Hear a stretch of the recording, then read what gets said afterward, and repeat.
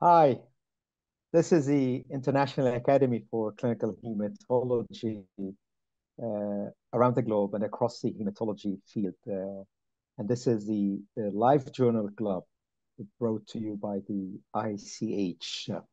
I'm Mohamad Mohty from the Sorbonne University and Saint Antoine Hospital in Paris, in France. And I'd like to extend a very warm welcome to all of you joining us as part of this what has become a big tradition as part of the ICH, our journal club. Uh, the journal club today is a very special one because I think we've been doing these journal clubs now for more than 2 years, and you are very familiar that we would usually select the scientific steering committee of the ICH would select a research paper, and we would usually discuss it with the first or last author of the paper and an expert in the field who is not a co-author, and then we can discuss the pro and con of the findings. Today is really a special one because we're not discussing a research paper. Actually, we're discussing a review.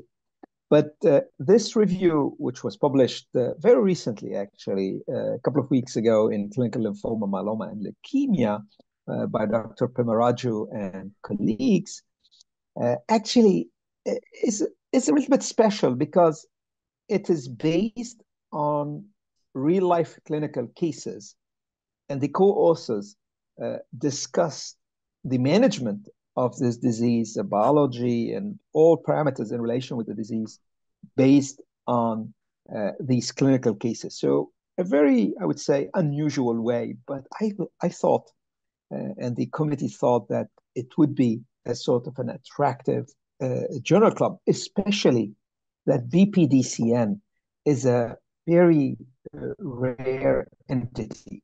So we're very fortunate and honored having today actually the first author, but also the senior author of this paper, namely Dr. Naveen Pemmaraju from MD Anderson Cancer Center in Houston in the US, and Dr. Emanuele Angelucci from Italy, who is also the current chair of the new working party of the EBMT dedicated to hemoglobinopathies. And we'll talk about hemoglobinopathies in a few weeks and other activities. But for today, actually, I thought, well, this is the abstract. I'm not going to go through the content of the abstract, but the co-authors really did a great job, especially that now there is a lot of excitement, actually, and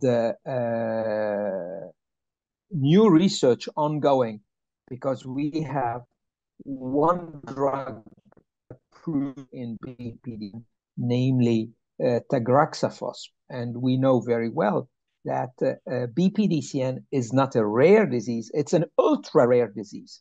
And having drugs approved in such ultra rare scenario is really something where we need to acknowledge and be grateful to all those guys like Dr. Pemmaraju and Dr. Angelucci, who dedicated a lot of time to get the drug approved.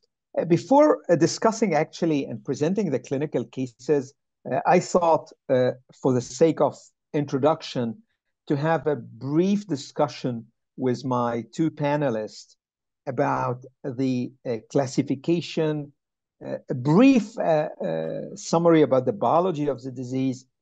How do we do the right diagnosis based on clinical presentation, but also the biology workup?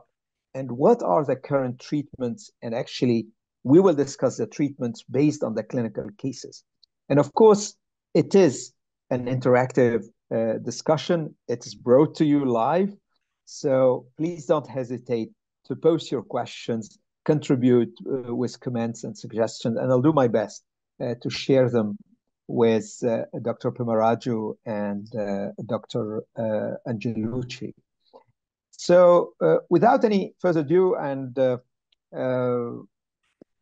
don't know who wants to start, either you, Naveen, or Emanuele. Can you just give us what is BPDCN? the definition, and then we'll dig a little bit deeper into the other details. Yeah, sure. I see Naveen is ready. Sure. I think it's actually an important place to start because some of our viewers may not have heard of this rare condition. So BPDCN, this long name, blastic plasmacytoid dendritic cell neoplasm. So it's a proliferation or a cancer of these immature or precursor PDCs, these plasmacytoid dendritic cells. So sort of immune blood system cells that have gone awry. I think what's important on your nice intro slide is really we can summarize BPDCN in just a few bullet points. It's a hybrid disease. It doesn't fit into either acute AML leukemia or ALL. It has elements of skin disease, which makes it a bit more unique. Rare, ultra rare, as you mentioned, Professor Mohty, maybe 500 to 1,000 patients a year. In the US, maybe only 500 to 1,000 in all of Europe. And then finally, it's a deadly disease. Historically, the outcomes to level set this discussion and why it's so important is when we looked in all the data sets, mostly from Europe, 8 to 14 months overall survival in this disease. It's an acute leukemia. It's a deadly disease. So even though the classification has changed, the name has changed, hybrid disease involving the skin, blood, bone marrow, lymph nodes, central nervous system, universally fatal disease earlier on, despite multi-agent chemotherapy, high propensity for CNS involvement. And really, when we say urgent unmet medical needs, this is the one. And of course, that was elucidated by the CD123 overexpression, which sets the stage for today, Professor Mohty. Thank you, Naveen. Very clear definition. So, Emanuele, you are a top expert in this disease, and I believe you are among the very few doctors who have seen, usually in a big leukemia department, you would see maybe 1 or 2 cases per year. So in order to be familiar with it, you really need to have a long career. So Emanuele, what are the clinical symptoms? Because we know very well historically that these patients will see many specialists before having the right diagnosis, and there is some delay in getting them into the appropriate treatment. So what are the symptoms that should we suspect? Okay, thank you, Professor, and thank you, everyone.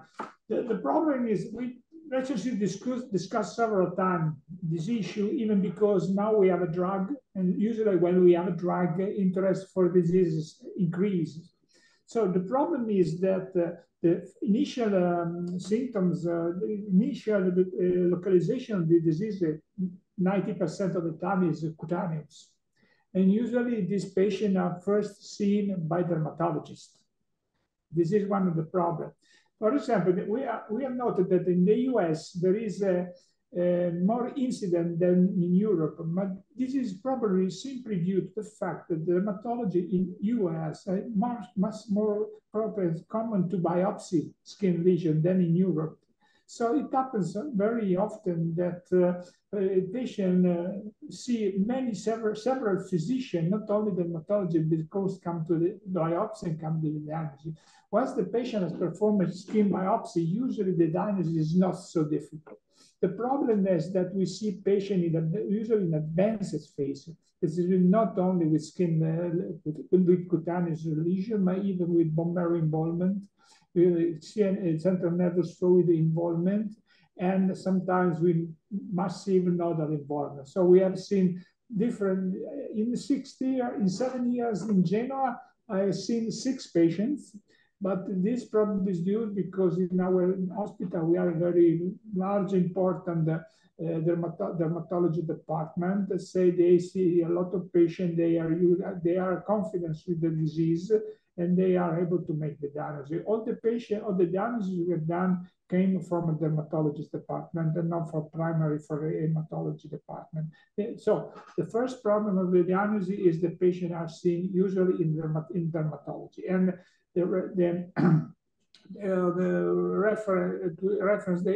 once they are referred to hematology department, usually the diagnosis is clear because the disease has expanded is much larger than in the beginning. So this is really a problem because our Naveen can confirm to treat a patient with a bulky disease is much more difficult than to treat a patient with only an initial cutaneous disease. On the clinical behavior of this disease, I wish to underline that sometimes the starting of the diseases looks to be indolent, but this is just not the reality, because at a certain time the diseases are very start with grow very fast and change completely the behavior and the diseases on the body. So this is usually a very lethal disease, very malignant disease, need to be treated in an intensive way. So, well, your question was about the diagnosis. So there are typical dermatology features that I'm not a dermatologist, so I'm not able to describe in detail, but they are usually pupil redness, bands in the several parts of the body. Sometimes I see a patient with a pediatric patient with a single lesion, but sometimes they are diffused all over the board. They have not a specific location in the cutaneous. But when the disease comes to be systematic and outside the cutaneous, we see usually marrow involvement, and so with the thrombocytopenia, leukopenia, and anemia, and CNS involvement. These are the typical symptoms of the disease. As Dr. Pemmaraju said, this is is a rare disease and not uniform disease. And because as a molecular point of view, a genetic, cytogenetic point of view, there are several alterations, and even a clinical presentation, there are several kind of presentation. For example, we have seen a patient with only a retropharyngeal localization that was biopsy because it was a tumor effect of this lesion, the retropharyngeal station of the body. So just because you alluded, Emanuele, to pediatric case you have seen, but one parameter, because this is a comment from the audience, is that the majority of these patients are very old, usually above age 70, and they do have other comorbidities, and this is why one may think, oh, their general status is bad because of this and this, while actually there is an ongoing leukemia. So Naveen, so once they are referred to you, what is the state-of-the-art workup that should be done in order to make sure we have the diagnosis, but also maybe some prognostic parameters, but also maybe preparing for the future? Thank you, Professor Mohty. I think this is important. So for this, we now have something standard, and I'll refer folks to our blood paper from 2022, sort of a North American BPDCN consortium on this, but I think there's multiple elements. Main part here is that because it involves so many compartments, either at baseline or at evolution, I want all of us to uniformly stage the patient. So number one, first and foremost, as Professor Angelucci nicely mentioned, is the skin biopsy. After all, tissue is the issue. We've made a lot of diagnoses of BPDCN plus something else, melanoma in situ. So make sure you have that biopsy at diagnosis and then later on. Even if the patient does not have bone marrow involvement, or you think they don't, they may. So go for a bone marrow biopsy. Here at our center, we're able to send for cytogenetics, flow cytometry, and molecular. The flow cytometry is imperative because I want people to show that you have the triad CD4, CD56, CD123. So think 1, 2, 3, 4, 5, 6. In and of itself, that may only be about 80 to 90% sensitive. And then add in the additional markers, TCL1 and TCF4, so IHC and flow. That gets you, Professor Mohty, to about 100% specificity and distinguishes between, say, AML with leukemia cutis, which is a common mimicking condition. So those are the first two, skin biopsy, bone marrow with full sort of AML, ALL type workup, but that's not all. I recommend, and I personally do, baseline imaging, whole body imaging on all patients, PET CT if you have access, CT scan if you don't. And that's because a lot of these patients will have either lymphadenopathy or even bulky lymphadenopathy, Professor Angelucci, as you were mentioning. So that's important to know beforehand. Several cases, I've made the diagnosis only on the lymph node biopsy when people thought it was going to be Hodgkin's lymphoma or peripheral T-cell lymphoma. So it's actually very interesting. Then finally, I can't emphasize this enough. This may be the only thing, if anyone takes away from this, is a lumbar puncture at baseline for all patients And because CNS involvement we found is so common, 20, 30+% of our patients, yes, I do go ahead and give prophylactic intrathecal chemo. Once a diagnosis of BPDCN is there, consent patients, explain to them why we're doing it. And I prefer 1 dose of Ara-C IT and then alternated with methotrexate for a total of 8. So that means I'm doing prophylactic LPs as we all do together in, say, ALL, Philadelphia ALL, Burkitt's. Finally, the last item I would recommend is sort of a multidisciplinary care model where you talk about goals and expectations. In these rare diseases, which are deadly, outcomes can be poor. And so if you're giving a CD123 therapy, let's talk about toxicities, capillary leak. If you're giving chemo, neutropenic fever, sepsis, maybe that's more what you're used to with an AML workup. So goals of care, you know, code status. I think it's important. It's a sobering part of what I do in BPDCN. But this is what I think would be the baseline diagnosis, even in a non-clinical trial patient, and then monitor these things as you see fit during the course of the therapy, probably at the end of every 2 to 3 cycles. So we have a question here about from the audience, Naveen and Emanuele, about the CD123 marker, because it's not exclusive or specific to BPDCN, and many acute leukemia cases or even CMML cases would express CD123. So how to differentiate, for instance, and we have a comment about like a granulocytic sarcoma, with a unique skin localization, how to differentiate this from BPDCN, Emanuele? And so I have to say that the classical differentiation is CD123, but in a survey done in Italy 1 year ago, less than 50% of the pathology department routinely use CD123 to have a prone to use of antibodies, anti-123. So the first point is to think to the diagnosis and perform the correct use of immunochemistry. Second, differentiation with AML or myelocytic sarcoma is not so complex because the typical feature of AML are different from BPDCN. So that's a typical, what you say, typical immunochemistry, typical correlation of AML as different. So that's the difference of the analysis is not so difficult.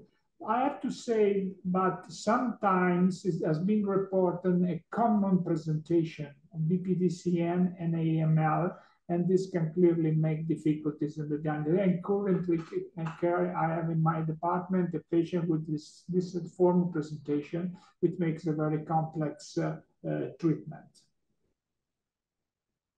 Excellent. So thank you both for these clarifications about classification, clinical presentation, state-of-the-art diagnosis.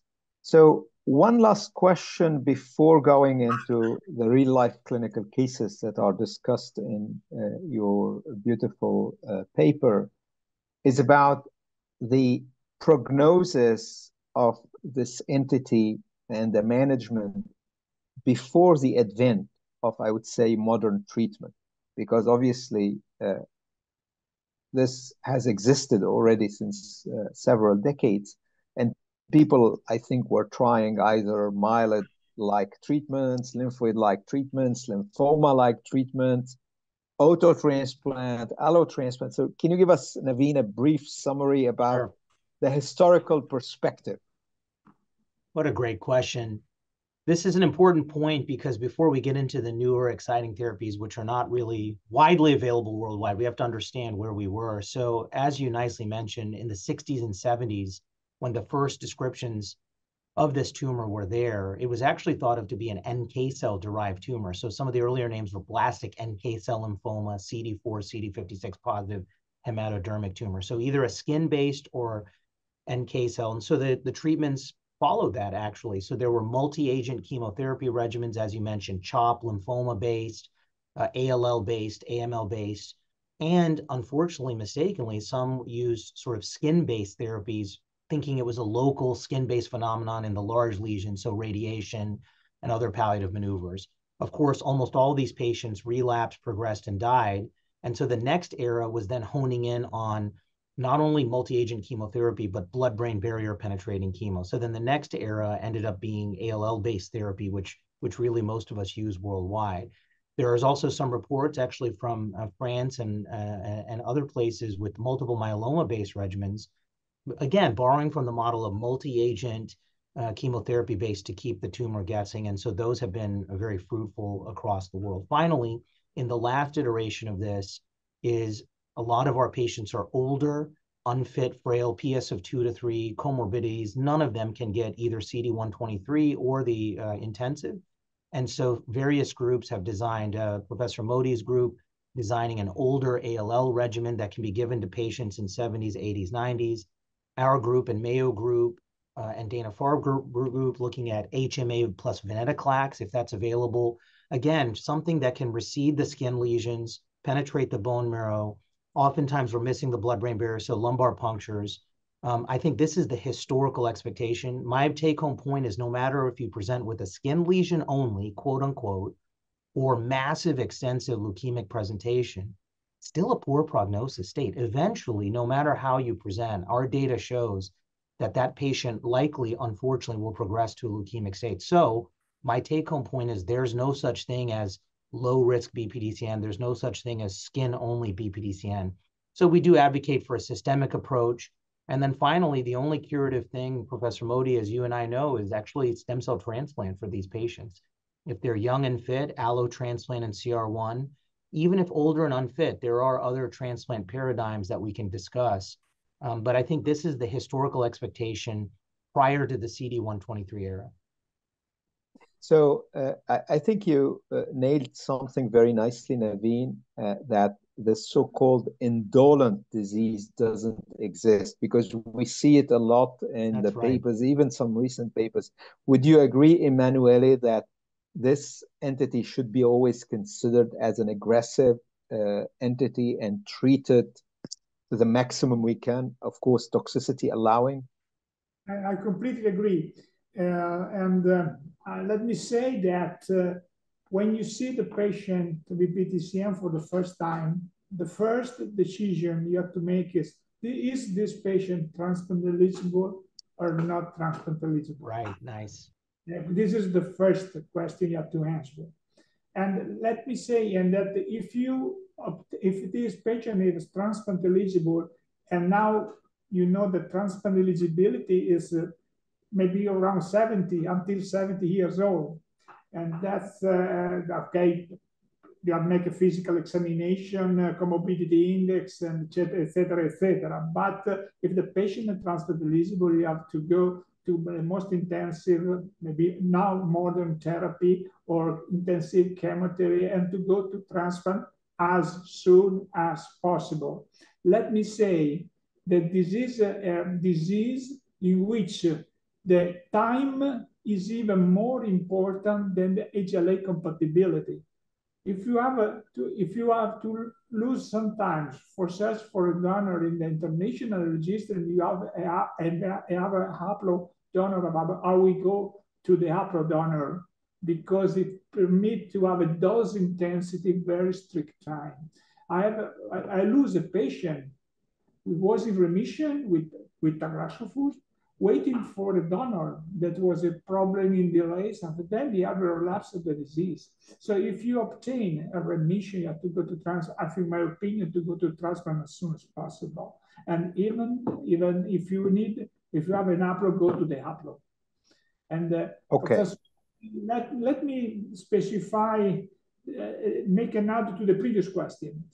So what is important in BPDCN diagnostic point of view, that this cell has melaporosis negative, CD14 negative, CD11 negative, CD13 negative, CD33 negative. So that makes it not difficult diagnosing comparing to the acute leukemia, myeloid sarcoma. Wonderful. And that's important to mention, because we had a comment asking about the value of gemtuzumab, which obviously we don't have the target in BPDCN, but we have other targets. So let me now go through the cases you have discussed in the paper. And obviously, I will not give all the clues because this is the purpose of the discussions. So your case number one was a 63-year-old gentleman who presented in May 2019 to the dermatology department, exactly as you summarized it, Emanuele, a few minutes ago.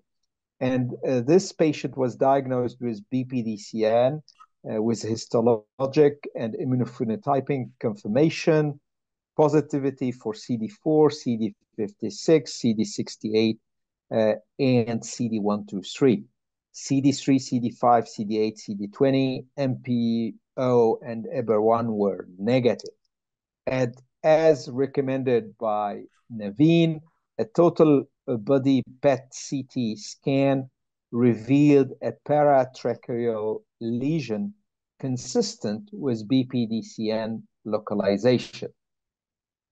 While the patient had a normal complete blood count, actually the bone marrow biopsy, which is mandatory, revealed more than 50% of neoplastic infiltrate. And this is when the patient was transferred to the hematology unit. And I would like to hear from both of you how to manage this patient. He's relatively young, not the majority of the patient. Apparently, he has no comorbidities, and the CBC was normal, although the bone marrow was heavily involved. So how would you manage this patient today? Yeah, I like what Naveen? Professor Angelucci asked us, Professor Mohty, which is this patient stem cell transplant eligible or not? So clearly we're hearing yes, 63, fit, really no comorbidities. Let's assume albumin is normal, which I know in this case it was. Then I think really one of your, class 1A recommendations is using the taraxphosphate agent. So we mentioned it here, TAG for short, the first and only approved CD123 agent. It's combined a modified diphtheria toxin payload that's a recombinant IL-3 fusion protein. And it's really a clever drug because it really aims to target CD123, which we mentioned earlier with you is overexpressed in BPDCN. We got it approved here in the United States, December 2018. So actually this is right past the 5-year anniversary, published those results in New England Journal. And then nicely EMA also approved in this setting. So frontline adults only. In the US, it's a broader approval, ages 2 and older, any line. So in this case, guys, I would recommend going for the TAG agent, but following closely for capillary leak syndrome and then go for an allo transplant. So can you just, Naveen, because I'm not sure everybody has used tagraxofosp on a regular basis, how to use this drug? Absolutely. I think this is important. So 3 or 4 principles I'll give you, and these are what were done on the clinical trial, and they're also reflected in the papers and the package insert. So number 1, it is a novel antibody conjugate, right? So this is not chemotherapy. So there's not really a lot, there's nobody loses hair, neutropenic fever, all of those things. So that's great. But because of the vascular leak or capillary leak syndrome, all patients should be admitted for the first cycle. It's an IV drug. It's given rather quickly. So pre-medications, about a 15-minute or so infusion. And it can be given for 5 days in a 10-day cycle, holding for these following parameters: liver tests, capillary leak, volume overload, creatinine. So you give the drug each day, and the way you give it is IV infusion, but then each day you have to measure the I's and O's, weight, creatinine, LFTs, and if they hit the trip parameters, then you hold the drug, diurese, keep moving. The second principle for giving the drug is you can have allergic or infusion reactions, so you watch for those. Extra pre-medication is usually enough. And then finally, you can develop the capillary leak, of course, this constellation of symptoms, mainly manifesting as fluid overload, but can result in hypotension, a sepsis-like picture, ICU transfer, and vasopressors. The key is that in capillary leak syndrome, about 18 to 20% of our patients, so maybe 1 out of 5 may experience it. The only thing that really predicts for it is if the albumin is super low at baseline, so those patients should be excluded, and if there's a kinetic drop during it. So I recommend prophylactic IV albumin, not to get on the study, so not to cheat to get onto the drug, but once you're on the drug already. And then finally, you're watching out for LFTs. About 40 to 50% of the patients will have AST, ALT elevation. If it's 5 times the upper limit or more, which can happen, then we hold the drug and let it come down. Lastly, I would also say we're now giving intrathecal chemo for everyone. We maybe not necessarily did that in the early days, but it's very safe and feasible to give the drug with IT chemo, as I mentioned, either Aracy or methotrexate. And then again, a lot of patient education. If you have a new team or it's a holiday or a weekend, I just spend a few extra minutes briefing the team. Hey, I want to see the labs each morning with you, IV albumin, albumin levels, and it's a nice team effort. So PharmD, family member, everyone should kind of know, hey, this is what we're looking out for. I found it to be an extraordinarily easy to give, manageable drug once you're following all these parameters. And you should have some plan as it goes into the weekend or holiday so that someone is watching these.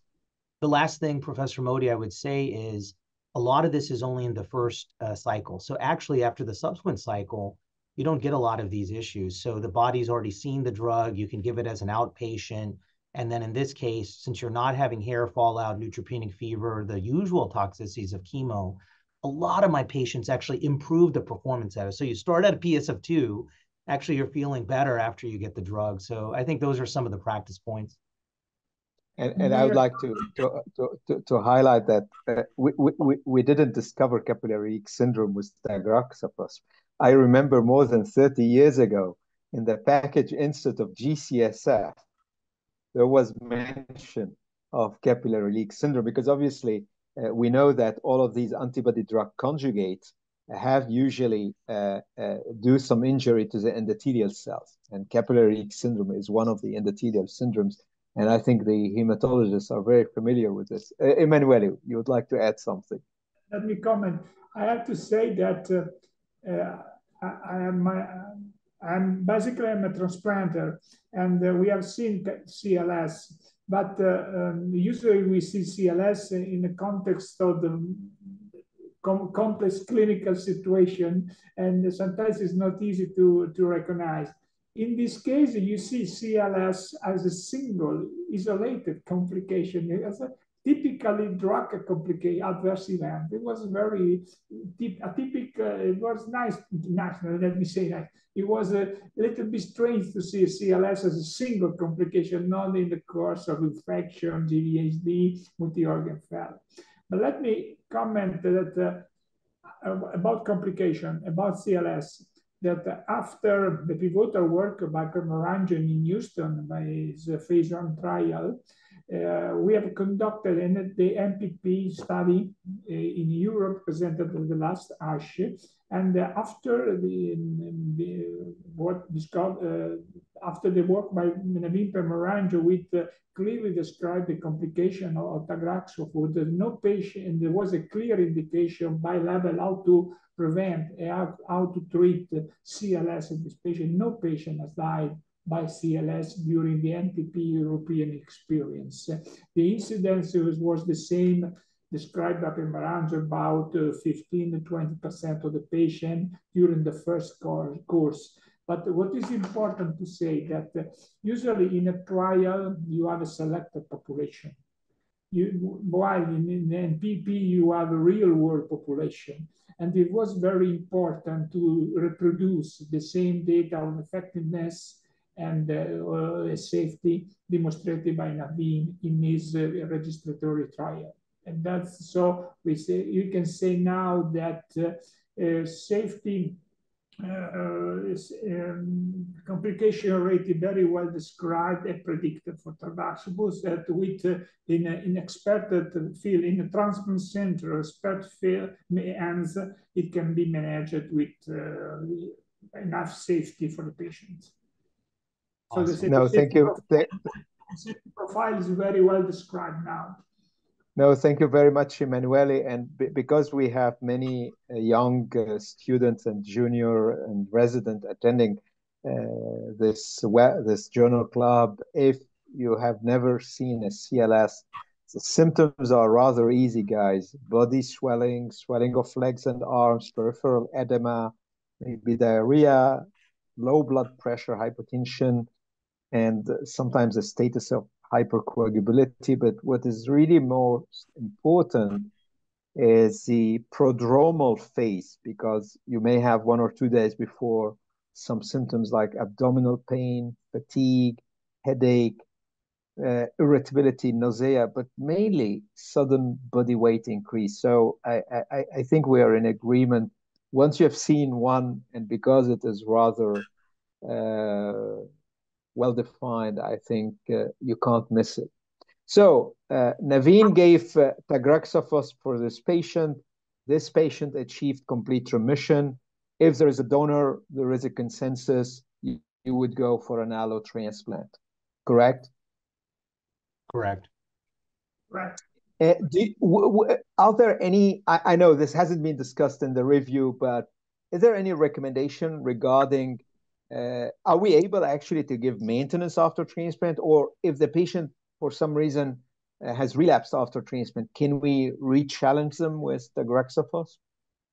Yeah, I'll take that for us. We had a trial with this question, actually, so not a whole lot of enrollment on it, but we were able to give TAG post-transplant, exactly as you said, maintenance. And we did have one patient total who actually was on and did extraordinarily well. So at least I can answer to you in at least this N of 1 on a controlled study. Outside of clinical trial, yes, we have. We have re-challenged with TAG, even in my studies, TAG combinations, so either TAG azaven or TAG with hyper-CVAD chemotherapy. And then finally, as you say, in the standard of care setting, in our field, it's not yet standard. So we're still thinking about it. We need to optimize who is higher risk and who isn't, how to calculate MRD. Right now, we're borrowing, right, from AML and ALL. And then what would we give for maintenance? Would it be TAG for X amount of cycles? Good strategy. Would it be HMA ven, guys? That could be a good strategy, older patient.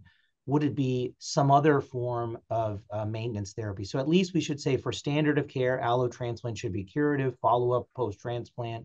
But these are the strategies we've done and we're thinking about. The only last thing, yes, thank you, Professor Mohty, was to add that we are doing 4 lumbar punctures post-transplant. So I'm doing 8 before 4. Numbers seem arbitrary, but actually we're trying to borrow from high-risk ALL Burkitt. So post-transplant, because there's that chance for either isolated extramedullary or CNS, that's actually working out well. So I would just say be on the lookout, close monitoring for both systemic and central nervous system relapse. Professor Mohty? Okay. So let's move now to the second case, and then we'll close with the second case, because here it's a totally different scenario. This is a 69-year-old gentleman who presented to you in March 2021. Actually, no, he didn't present to hematology. He had lymphadenopathy, skin lesions on the lateral aspect of his right thigh, his neck, and behind his right ear. And this has been present for 7 months. He consulted his primary care physicians for the lesions and a maculopapular rash on his chest and back that he had for several months. Actually, he received a prescription of topical steroid cream, and that provided, as expected, no improvement. 5 months after this initial medical consultation, he began to experience generalized malaise and dyspnea. And the CT imaging of the chest, abdomen, and pelvis demonstrated hepatosplenomegaly and slightly prominent lymph nodes in the mediastinum and right axilla. Well, if I stop here, you would say we have a typical case of lymphoma and let's get ready to manage this patient. But Emanuele, well, first of all, we can see this patient actually had like 12 months evolution before going to the hematologist to get where lymphoma was suspected and get the right diagnosis. So how would you, so what would you do here, Emanuele, for the diagnosis? First of all, I can tell you that this is not an uncommon story. The months, several physicians, topical medication, and so on and so on. But as common for this disease, some this can be likely hindered for several times. And then at a certain point, it became invasive, it became a aggressive neoplasia. So on the diagnostic point of view, what has to be done in the biopsy, of course, and this is to have a pathology department able to complete the diagnosis. Once you have the diagnosis by histology, you can clear out, you can plan the correct treatment. In this case, treatment was tagraxofusp as the first line. And I remember that in Europe, tagraxo was prescribed only as a first-line treatment as single agent. So we cannot make a combination, even if this would be, in my opinion, rational to have a combination or sequential chemotherapy, tagraxo with chemotherapy, but we cannot do now this kind of treatment here in Europe. So sometimes what we have seen in this case, we have seen a very, very rapid and impressive improvement with the first cycle. So what is important is maintain the dose intensity of the treatment and go to transplant as soon as possible. This patient went to, despite he was 69 years old, he went to an Apple transplant, which was successful. The important thing is to have the transplant, if possible, in complete remission. In my personal experience, if I do not have a complete remission with tagraxo, I had before transplant a cycle of intensive chemotherapy, hypercivad of AML-like chemotherapy, because the important point is having a complete remission. Naveen, how would you have handled this patient differently? I guess nobody would be tempted by high-dose chemotherapy in such a 69-year-old patient in bad shape. Right, exactly. I was going to offer a few other, in this case, since we're focusing on TAG, very nice, perfect patient for TAG as long as the albumin's okay. But I like what you just said. I wanted to put out there for folks, we have a worldwide audience. Nothing wrong with going for the HMA-VEN approach, right? So if you have someone who's older, unfit, you're worried about the albumin status, they can't get on TAG, and of interest, both of you know this, sometimes parameters improve. So it's a dynamic assessment. You can have someone who's 69, 70, PS of 2 to 3, albumin of 2.9. You give us a few cycles of something, HMA, VEN, chemo, then everything improves. You can reassess. But as Professor Mohty asked very appropriately and somewhat provocatively, I can see a window for multi-agent chemotherapy, but it would have to be reduced, right? So rather than the full Cantargia hypercivad, perhaps mini CVD or mini CVD plus VEN, or Professor Mohty's regimen of the older ALL regimen. So take off a little bit of the intensity, but you're still giving cytotoxic blood-brain barrier crossing. No matter what you do, I give the patient 2 LPs per cycle. And then as Professor Angelucci nicely said, transplant in CR1. Some folks are asking in the chat box, how do you do the transplant? Most of us are doing our own institutional parameters. At our institution at Anderson with Dr. Bashir and Kozlobosh, we've had success with flu-bu-based regimens. The CI-BMTR, as Professor Mohty knows, just published with TI, total body irradiation, TBI. We do recommend full intensity, right, guys, if you can, but obviously in some cases, reduced intensity. And by the way, I have done a few auto transplants. I'm not advocating for them necessarily, but provocatively, some of my longer term survivors were skin isolated disease, sort of older, unfit.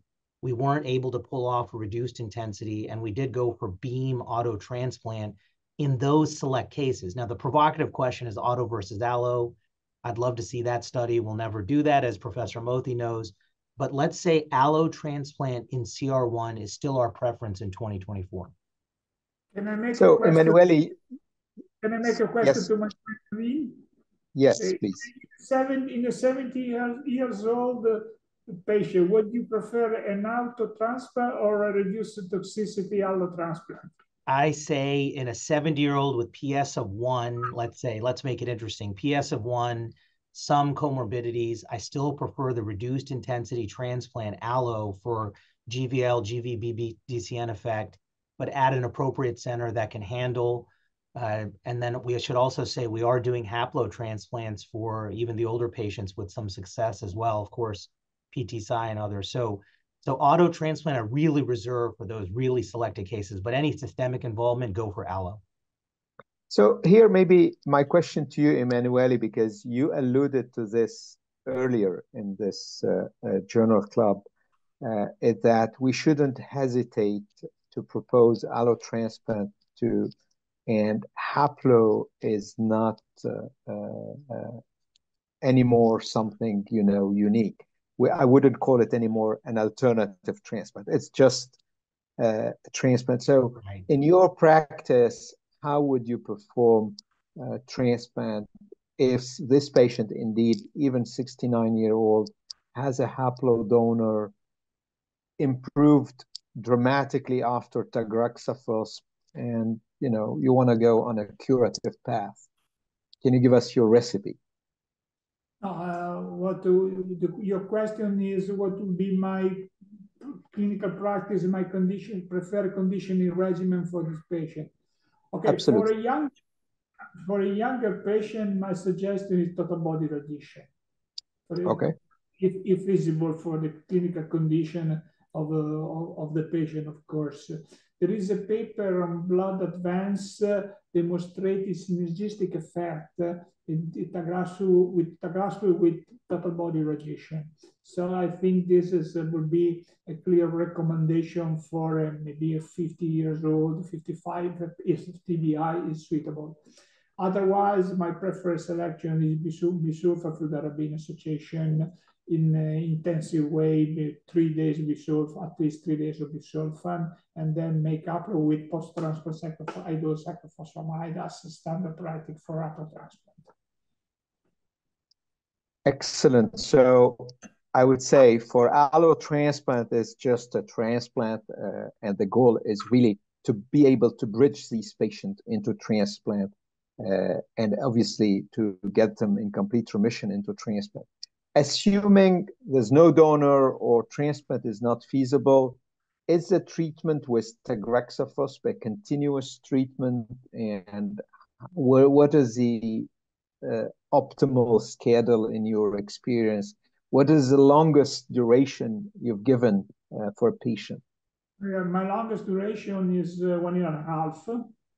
Unfortunately, in Europe, we can use tagraxofos only as a single agent. We can. Right. Interesting. There right. are very experienced friends in the US of association with other drug. I think that an association is necessary. And what I can do so far, if I make a sequential therapy to make tagraxofos until progression, then my practice, I use the methylating agent after tagraxofos, and as a third line treatment, you use lenalidomide. This was our standard practice, but of course, as many colleagues, the experience is limited. We have, in my experience, we have treated 6 patients. 3 were bridged to transplant, and 3 were not eligible. And the protocol was tagraxofos as single agent until possible, then the methylating agent, any more patient as third line lenalidomide. You know, there are very interesting experience with venetoclax, but I do not have this experience. Maybe Naveen can complete. Yeah. Oh, great stuff. Yeah, in America.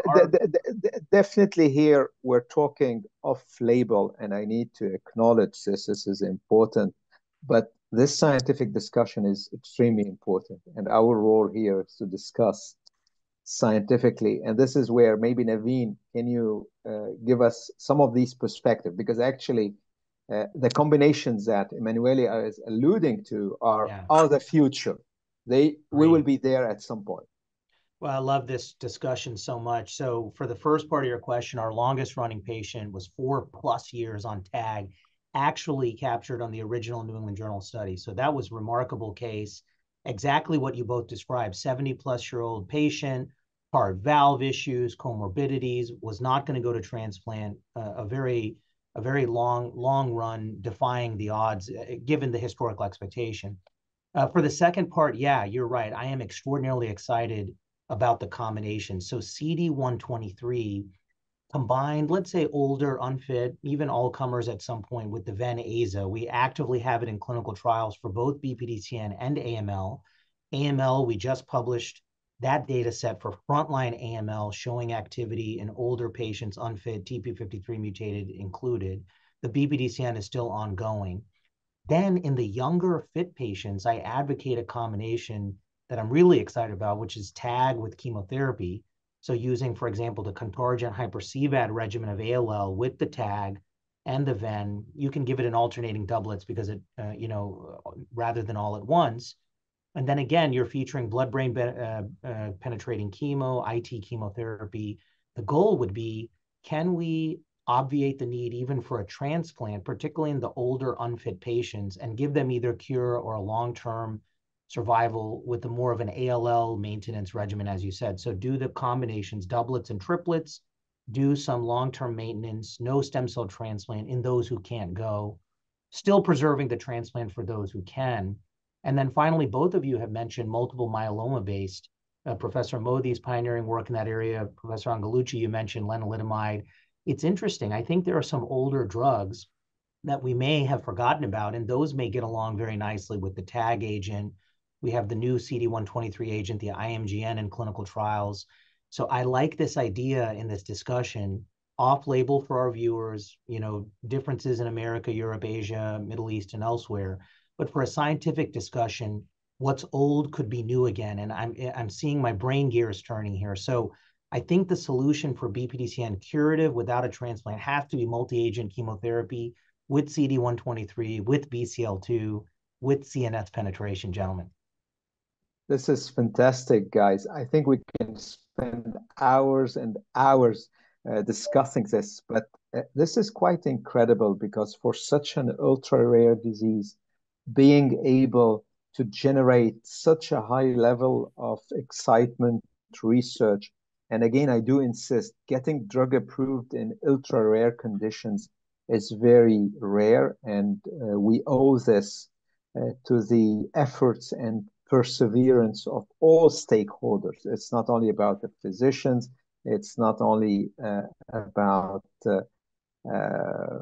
CROs. It's a teamwork with pharma, with the regulators, but also we're grateful to the families and the patients because they give us their trust, and this is how we can advance the field.